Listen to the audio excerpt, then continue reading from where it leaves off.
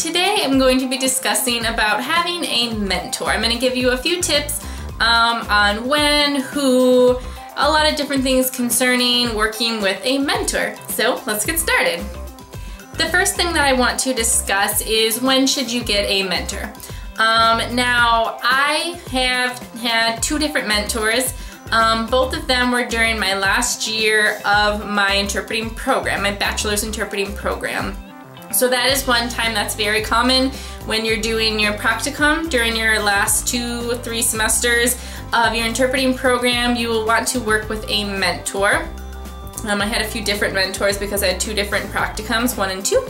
So the last year of your program is usually when most people work with a mentor, but you can work with one, even if you're not in an interpreting program, maybe you didn't go through formal education, you just learned on the fly, I guess you'd call it, then you definitely would want to work with a mentor who has more experience so that they can help you break into the profession and still be ethical and know the different things that you might not have learned in an interpreting program. And then the other time you might need a mentor is if, let's say, after you've worked in the profession for a while, you decide you want to specialize, maybe medical or legal, deaf-blind, theater, whatever it is. At that point, if you don't have a lot of experience, maybe you just have general experience, you might want to find a mentor who is involved in that career, that specialization, and then work with them to more hone your skills to that particular field. And along the way, they might just help you in general to improve your skills as an interpreter.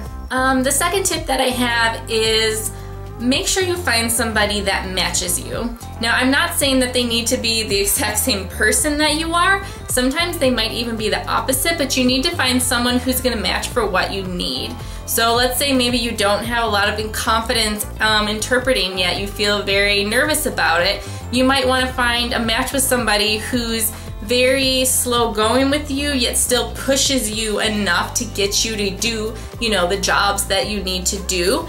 But you want to make sure that you gel well with that person. Somebody who might be very flamboyant, very outgoing, might not match your personality, and then you're not going to learn as much because you're not going to be as comfortable with them. So definitely kind of find out who the person is before you accept them as a mentor, and vice versa. As a mentor, the person, accepting you will need to match with you. So they're going to be selective in who they take as a mentee, which is what you are. So definitely find somebody who works well with you. Don't just take, the first person that you find. Definitely work a while before you find someone who will match you so they can definitely help further your career. The next tip that I have, which I kind of mentioned before, try to find more than one mentor. Like I mentioned, I really liked having more than one mentor. I worked with one mentor who was a staff interpreter at a college, at the college I was going to. For a semester, I worked with her on a college class, and we did some other things as well, but we mainly worked in the college class, so I got that aspect of it and her perspective. And then for the second semester, I worked with a community freelance interpreter. So I got to do a lot more variety of jobs. I got her perspective working in the community instead of working like full-time at a college. So I think it's very important that you maybe try more than one mentor, just because they're going to give you different perspectives. They're going to, give you constructive criticism in different ways. It's just really nice to work with a variety of people. And then, you might, when you're working with a variety of people, you might find out what that interest is that you like. Working with one person, you might just do college jobs. But then if you take someone who's in freelance, maybe you'll work some job that you really like. And then, later on, if you want to hone that skill, you can work with even another mentor. So that's a very important thing for you to do, is work with a variety of people. The last tip that I have for you is when you're working with a mentor, take everything as constructive criticism. I know, especially working my last year of my college interpreting program, it's kind of hard when you're working with your mentor and, you know, they're constantly telling you, I mean, obviously they give you, you know, praise when you're doing something well, but they are there to kind of pick at you and tell you what you're doing wrong in order to make you better. And so a lot of times, you know, they're gonna get very nitpicky with you about some things that you're doing while you're interpreting, and it might kind of get you down a little bit that, you know, oh, I'm not ready, I'm not doing well, they always have something, you know, to tell me I'm doing wrong.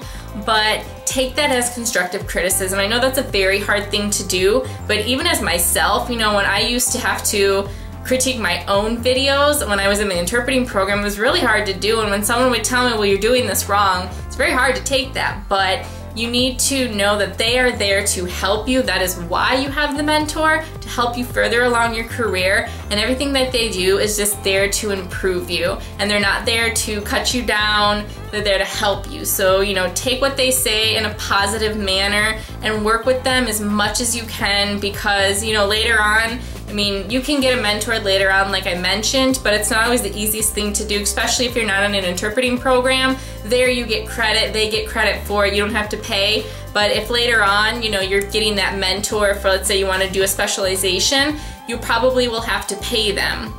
And so it's a little bit harder to find them. Can you afford it? You know, does someone have the time to do it? That type of thing. So definitely, you know, take the time that you have with that mentor to improve yourself and just take what they say in a positive manner.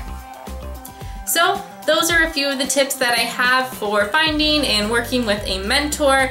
Obviously, the easiest way to find one is if you're in an interpreting program, they will help assign you one. If you're not in an interpreting program, just, you know, look around to the different interpreters that you've worked with before. Is there anybody you look up to, you think has really good skills? You know, ask around to other people who's a mentor for them. Do you think they'd be a good fit? That type of thing. So definitely try it out. Have a mentor. I think it's very important for this type of field that you work with people and are always continually improving your skills. You never want to become stagnant as an interpreter. So definitely take a shot with a mentor. Yeah, if you guys have any questions concerning mentors, obviously I can't recommend a mentor for you because I don't probably know you as well and I'm not in your area most likely, but I can try and give you any tips, you know, if possible, or if you guys have any tips as a mentee who's worked with a mentor, if you yourself have been a mentor and you have tips for people who are trying to find one, definitely leave those below as comments. And if you guys have enjoyed today's video, please hit the like button below. Let me know if you guys are enjoying these interpreter tips, the series. I have lots more ideas for you guys. I hope you're enjoying them. And yeah, I will have 2 other videos over here, so definitely check those out as well as my others. And if you're not already, go ahead and hit the subscribe button up there. I would love to have you guys join me and get a community going and talking about interpreting and sign language and all of that fun stuff. So I will see you guys in the next video. Bye everybody.